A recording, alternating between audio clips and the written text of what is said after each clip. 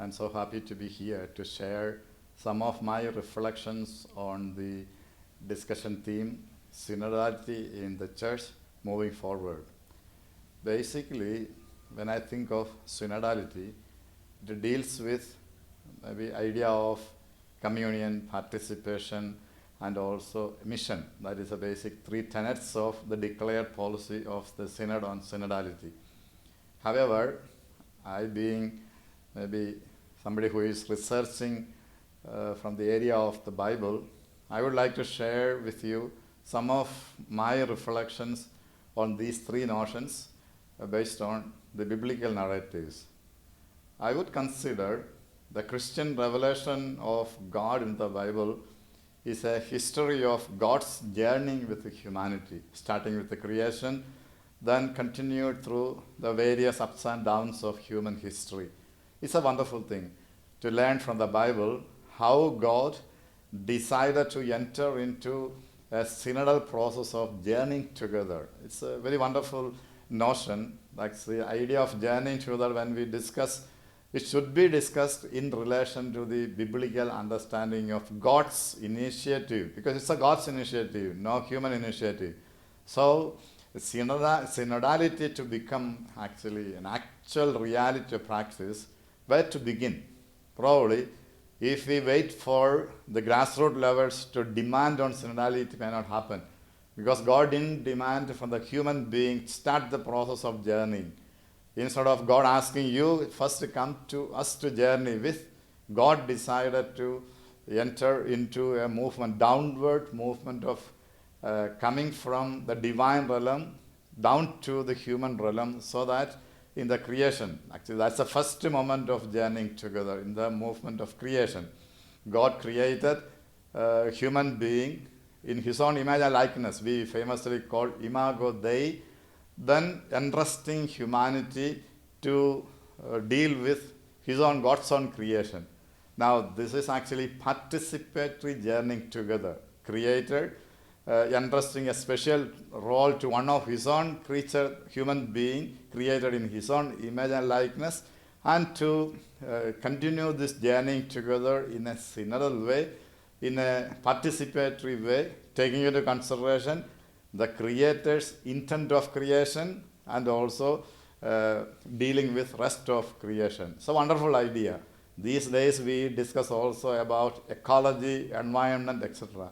Actually, when we speak of synodality, we should not merely stop an idea of journeying together a group of people belonging to one religion. Of course, basically, that is the first step.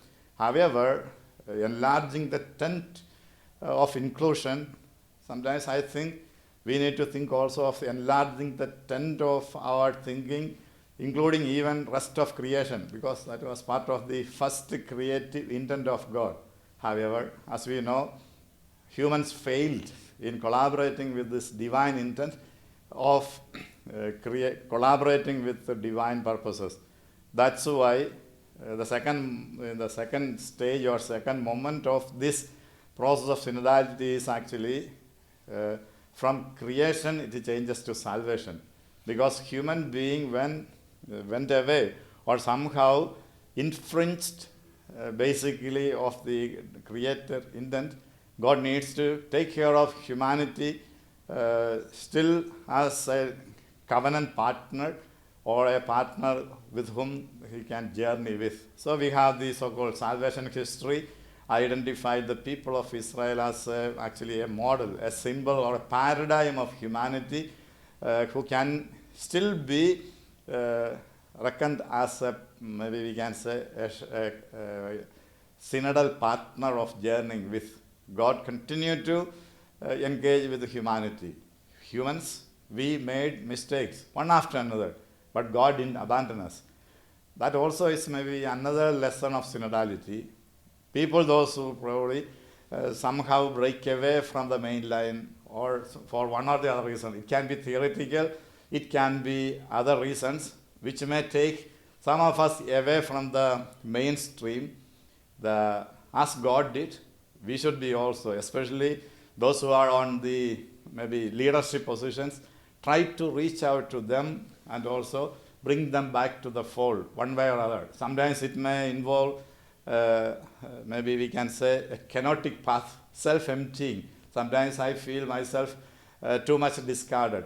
Sometimes I feel like washing the feet of the other, as Jesus did in the New Testament. So we have plenty of models to speak about.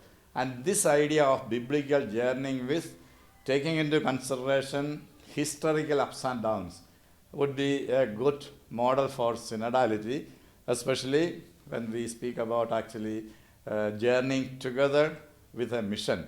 That mission is primarily to respect the dignity of the other. I always consider Imago Dei can also be the baseline of discussion on synodality.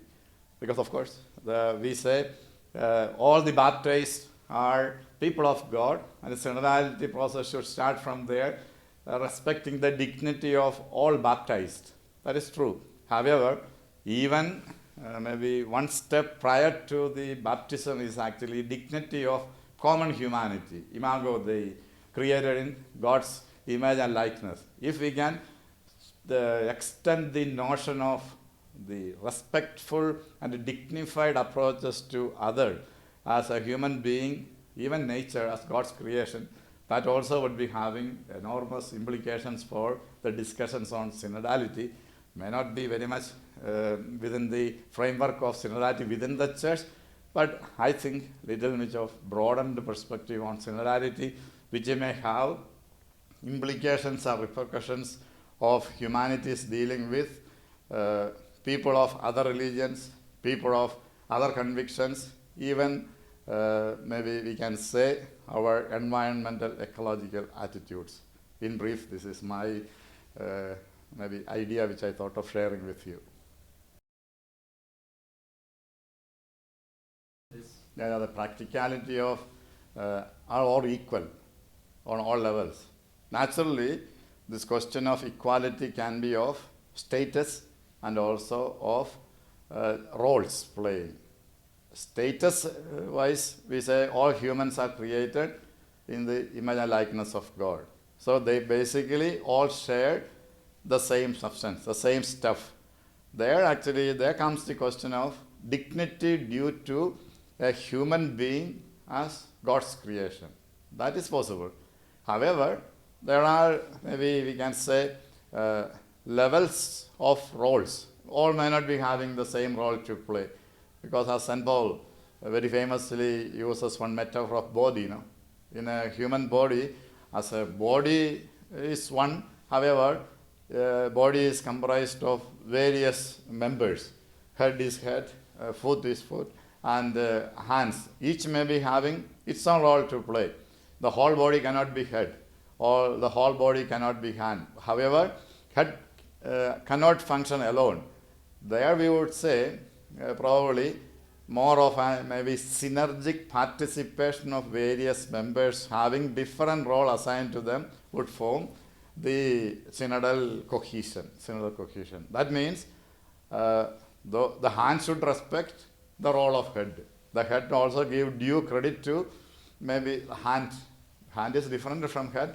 Head can claim that all messages are going from my brain, so I'm superior, you are inferior because you are only acting according to my demands. But if the hand says, you can send all the signals and messages, but I'm not going to obey you, end of your brain, cerebral messages going to the hands. So all these, maybe we can say functional synergy is practically synodality when it comes to collaboration, participation between various entrusted roles in the church or in other positions. So in that way, for example, if the dioceses, bishops, etc., they don't get along with the suggestions and consultations coming from the Pope through his writings, through his various communications, church may not function properly. So that maybe we can say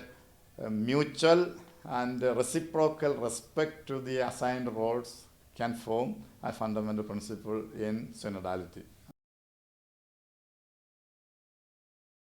Yeah, that's true. The other day when I had a discussion with Sister Nathalie, because she mentioned if synodality, which we consider as very significant in the life of the church in the third millennium, where to start? He said probably the place where the so essential and crucial implementation of this idea of synodality is formation of future priests or formation program. So I would think, I would have thought, without a proper rearrangement and actually revision of the curriculum in view of imparting these nuances of synodality, both in catechism, then probably in the seminary curriculum, it may remain yet another piece of document in the archives. As a concept, when we speak of synodality, the so-called Western Church and Eastern churches, they have probably two histories. In the first millennium, probably the church had a common, we can say, a common tradition. However, later we know the Eastern churches probably had are having a better idea of synodality in their church administration, even till date, though the maybe variations are there. However, for the Western church, this idea of synodality we speak may not be there much. And in the future, when we speak of synodality, we cannot say these are abstract notions. They are to be incarnated in the specific living context of people. Because theories become maybe vivid facts, maybe practical, only when these theories are translated or incarnated in the Sitzungsleben of people. So I think according to the context we need to probably apply the principles. They are different. For example, in a monolithic culture like Europe, once upon a time, now it is no more so monolithic, only one language, one religion, having no familiarity, no chance of having contact with other religions, they may not understand what does it mean to have interreligious dialogues and interreligious living together. For example, in India, when we speak of living together of various religions, we very easily manage to separate between cultural coexistence and religious coexistence. I can visit probably a temple, but I don't go as a worshipper there. I never accept any of the maybe faith convictions of Hinduism, but I still go and with due respect to that place of holiness, and I can visit that place. Hindus vice versa. In the schools, the other day somebody asked, do you have in India schools based on caste? Because in India caste system is a problem. Then I said, no. That is there in the maybe cultural ethos of India. However, we try every means to eradicate this probably this vice by including everybody. For example, education institutions. We never make any segregation based on caste. All are welcome, all can study together, and we can get along with all religions without any difficulty in India, or linguistic differences. And India, or the place like Asia, or in India where all type of colors are available, we don't have much problem to get along with any color. But those who have seen only white color as the color of a human being, they may have enormous difficulty to accept a different color as part of maybe acceptable human color. There the question of synodality is altogether different. So we need to address these issues. We speak of journeying together, participation, and a tolerant attitude based on each context. And if not we pay attention to the context, again the principles would be uniformly applied to every context without taking into the particular nuances of individual context. We hope so. That is actually Pope's idea. After the Synod proper, the 2023, one more year is extended specifically for this one to identify areas of implementation where we can bring in changes. So naturally, including people of God and their views, etc., a better listening process may have to be initiated. First, we have to listen to the people of God, sensus fidelium we call it, and then that is for getting maybe a general idea. Based on that one, discerning is needed. Finally, decision making, and whether it is a majoritarianism. And I asked this question yesterday to one of the pastoral theologians. Then he said, no. In the church, we have to have patience to wait for finding a consensus. Even those who are different, maybe difference of opinion, maybe a small minority, we have to engage in dialogue, we have to speak with them, make them also convinced the need to collaborate with this majority opinion. Slowly, they also are to be taken into confidence before making a final, maybe final declaration or final decision. It may be painstaking, it may not happen overnight. We have to have more time than space in decision making. Another principle of Pope Francis.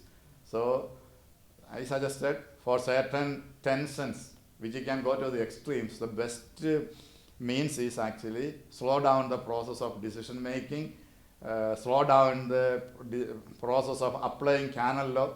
It's very easy. Law is applied, decision is taken, a group of people, those who are having a different opinion, out. The easy solution, but wound would be created. So what is the best solution?